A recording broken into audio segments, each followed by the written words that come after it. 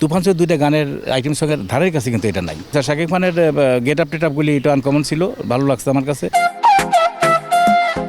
বড় মেয়ের একটা বাচ্চা হয়েছে, ছোট বাচ্চা, সে তো এই বাচ্চার মধ্যে কোনো গানের অনুভূতি নাই, কিন্তু সে গানের সাথে নাচে।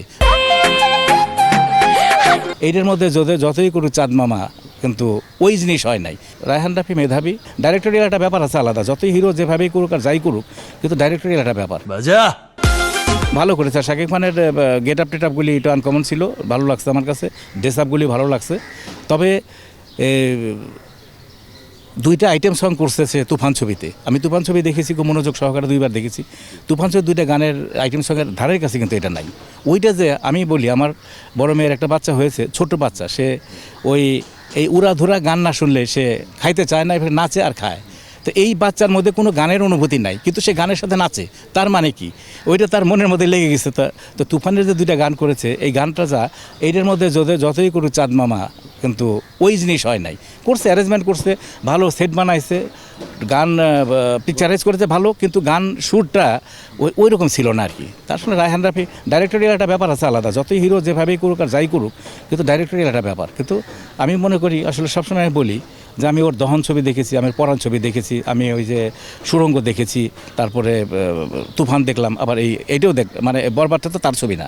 কিন্তু আসলে রায়হান রাফি মেধাবী, আমি তাকে সবসময় দেখলে এখানে বলি, ছোটো ভাই কেমন আছো, কি বল, আমি আদর করেই কথা বলি আর কি, স্নেহ করে কথা বলি। তাই এই বয়সে যখন আমিও ছিলাম, আমার এই মন তোমাকে দিলাম, জীবন মানের যুদ্ধ, তারপরে আমার অশান্ত আগুন, বাংলার ডন, আমি তো এরকম বহুত বড় বড় ছবি বানিয়েছি।